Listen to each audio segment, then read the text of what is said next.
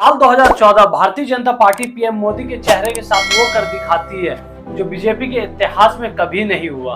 282 seat लाकर कांग्रेस, जो उस वक्त इंडिया की सबसे बड़ी पॉलिटिकल पार्टी थी, उसे 44 सीट पर प्रिवेंट करता है।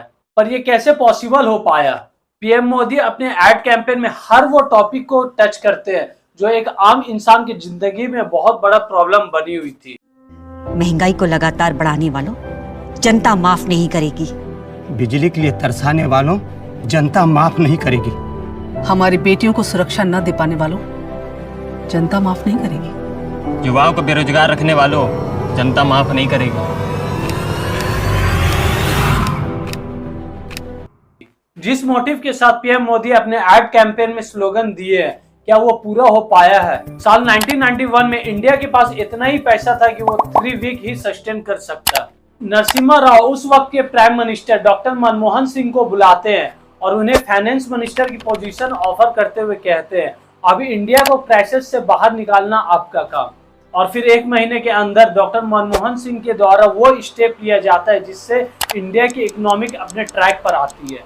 मनमोहन सिंह जब प्राइम मिनिस्टर बनते हैं, गैस सिलेंडर 410 रुपए, रिफाइंड तेल 75 रुपए लीटर, चावल 24 रुपए केजी और पेट्रोल 74 रुपए पर लीटर और डीजल 66 रुपए।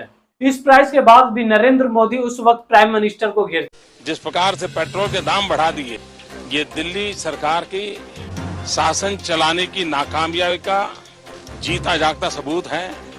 देश की जनता के अंदर भारी आक्रोश है। और स्मृति ईरानी गैस सिलेंडर लेकर आंदोलन करती है। और इतना ही नहीं, इस कैंपेन में सेलिब्रिटी भी कूदते हैं। अमिताभ बच्चन ट्वीट में लिखते हैं, रामचंद्र कहे गए सिया से ऐसा कलयुग आएगा, गाड़ी खरीदेंगे कैश से और पेट्रोल लोन में आएगा।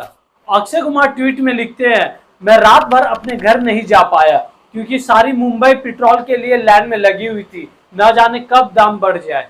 अनुपम खेर ट्वीट छोड़िए इनका। 2014 में बीजेपी गवर्नमेंट आती है, फूड इन्फ्लेशन में 11.51% इंक्रीज करता है, वेजिटेबल 37.3%, स्पाइस 21.6%, दाल और दूध पे 8 से 30% तक इंक्रीज होता है। एलपीजी गैस 410 से 1150, रिफाइंड तेल 75 रुपए से 160 और पेट्रोल 74 रुपए से 105 रुपए लीटर इंक्रीज हो जाता है। यानी जिस टैगलाइन के साथ पीएम मोदी आए थे वो पूरी तरह से फेल रहा। 2013 में अनएम्प्लॉयमेंट रेशियो 4.9% था और 2023 में सेंट्रल मॉनिटरिंग इंडिया इकोनॉमिक अपनी रिपोर्ट इशू करता है जिसमें अनएम्प्लॉयमेंट रेशियो 7.95% तक इंक्रीज हो गया। किताब को जीएसटी से बाहर रखा गया है, पर उसमें भी एक कंडीशन है, किसी भी बुक्स में पिक्चर प्रिंट नहीं होनी चाहिए। और कोई भी ऐसी बुक जिसमें लेसन समझाने के लिए पिक्चर प्रिंट है, उसमें 12% तक जीएसटी को लगाया गया। और इस तरह की किताब प्री नर्सरी से 8 तक यूज में आना ही आना है। नोट्स बुक पर जीएसटी पहले नहीं था और अब उस पर 18% तक टैक्स लगाया गया। अनस्टिच कपड़ों पर 5.18% टैक्स और रेडीमेड पर 12%। स्कूल में यूज होने वाली शूज भी 18% टैक्स से अंडर आती है। पेन, पेंसिल, इरेजर, शॉर्पनर, बहुत सी स्टेशनरी सामानों पर टैक्स बढ़ा दिया गया है। जहां फ्री एजुकेशन देने की बात की गई थी, वहां पेड एजुकेशन लेना भी मुश्किल हो गया है। पर सवाल ये उठता है, इतने सारे टैक्स के पैसों का होता क्या है? हिंदुस्तान टाइम्स के अकॉर्डिंग बीजेपी 2014 से अब तक एडवर्टाइजिंग पर 6,490 करोड़ रुपए खर्च कर चुकी है, जिसमें इलेक्ट्रॉनिक मीडिया पे 3,260 करोड़ और प्रिंटिंग मीडिया पे 3,230 करोड़। इतने पैसों में 15 लाख बच्चा 3 साल तक मिड डे मील खा सकता था। रवि किशन बीजेपी पार्टी से गोरखपुर के सांसद है, उनका एक वीडियो देखिए। जीवन बदल देना हो, का रहे हमारा देश 2014 के पहले, न सड़किया रहे, न सम्मान रहे, न शौचालय रहे, न मकान रहे, न अनाज था, न राशन था, न मेडिकल था, न एम्स था।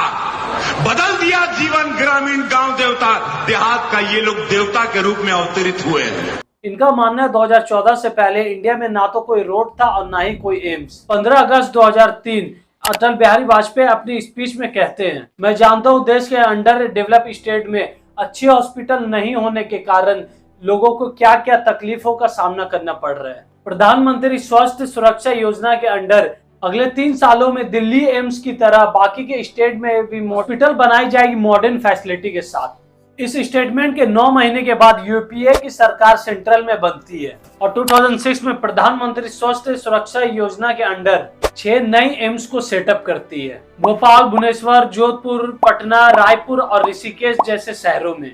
यानी 2014 में एनडीए गवर्नमेंट के आने से पहले देश भर में 7 एम्स पहले से ही खोल दिए गए और 2014 में एनडीए गवर्नमेंट सेंट्रल में आता है और ये अनाउंस करता है देश भर में 11 एम्स और खोले जाएंगे। फैक्ट चेकर के अकॉर्डिंग 2018 तक 11 एम्स बनने में जितना पैसा लगता है उसका सिर्फ 3% फंड ही रिलीज किया गया और अब तक इंडिया में सिर्फ 7 एम्स ही फुली फंक्शनल वर्क कर रहा है जो 2014 से पहले ही बनाया गया।